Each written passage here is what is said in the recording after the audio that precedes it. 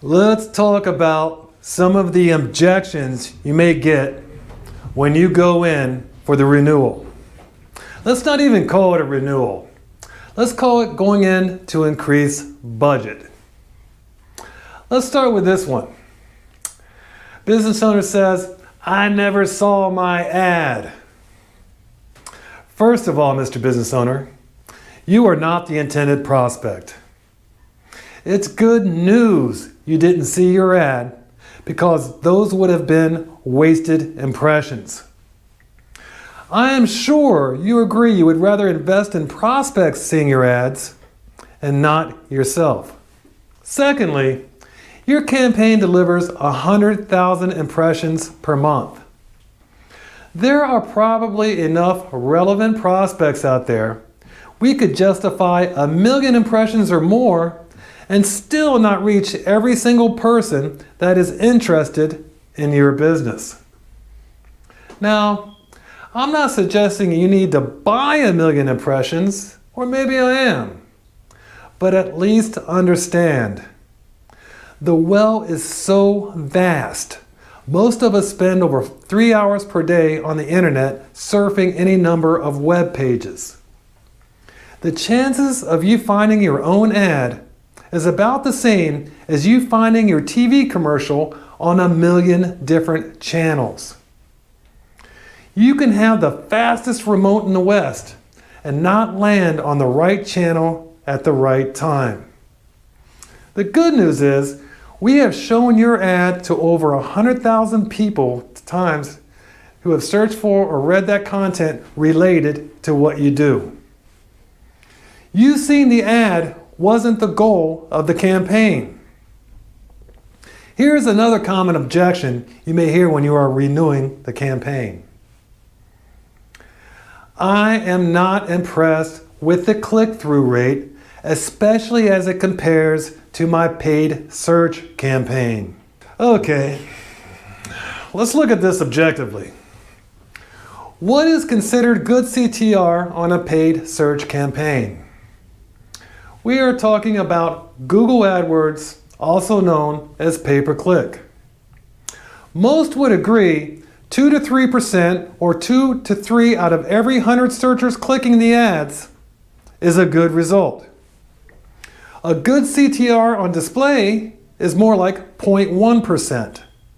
That's 1 in 1,000 people clicking the ads. If your advertiser is comparing those apples and these oranges, you have some educating to do.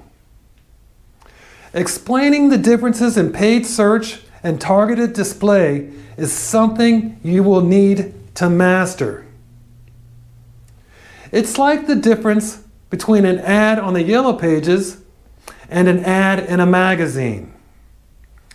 In the Yellow Pages, a person who goes looking for a pediatric dentist will, of course, immediately make a call. The person reading the parent magazine may also get presented with ads for a pediatric dentist, and even if they need that dentist, they are probably busy reading the articles and unlikely to take immediate action. But when the time comes for them to make an appointment, there is a good chance they will remember seeing that dentist and go looking for him by name. Now let's apply that scenario to paid search and targeted display. When a person does a search on Google, they are immediately presented with a result to that query. Their next action is to click. Simple as that. It's how paid search works, and it's why CTRs are high. When a person leaves digital breadcrumbs on the web through their online behavior, I'm talking about their searches and the content that they've read, they will be shown targeted display ads that are related to that content at a later time. When they are surfing the web, a time they may be too distracted to click. And after seeing these ads with some frequency, they will remember the dentist. This way, when they are ready to buy and make an appointment, there is a very good chance that they will go looking for the business by name. There is a reason targeted display is a $167 billion a year industry, and every brand that you can name has a targeted display campaign. So like I said, apples and oranges.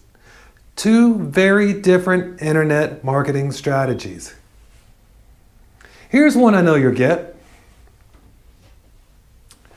Another provider is offering the same thing for less money. Before you can tackle this one, you're going to want to start asking lots of questions about this other provider. Questions like, what mix of targeting tactics do they provide? Maybe it's cheaper because they only offer site retargeting or fewer tactics. Are they using unstructured data, or are they targeting with prepackaged audience segments? Talk about the brilliance of customized audiences and our ability to optimize a dynamic audience even after the campaign is live. It is our differentiator, and it beats segments all day long. Did they say how they can offer it for less? Because I know for all the tactics that we offer on our campaigns, they are priced very competitively. They may simply need confirmation that they are getting more value for their money. Will you have access to a rep to go over reports like the ones I've shown you? Use this opportunity to remind them of your commitment to their success. Bottom line, you need to sow seeds of doubt of what the other guy is offering for less isn't the same thing. Asking a lot of questions, especially questions the business owner may not know the answers to, is an effective way to make them question the value of the cheaper deal. Remember, an objection doesn't mean that the advertiser doesn't want to buy. In fact, it often means quite the opposite.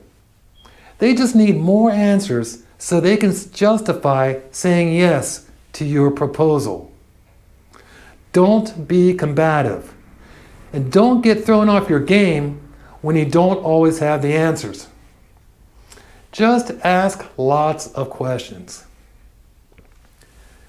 Show a genuine interest in your client's success, and find a way to steer the call back to the value you provide. Do this, and you will win that renewal every time.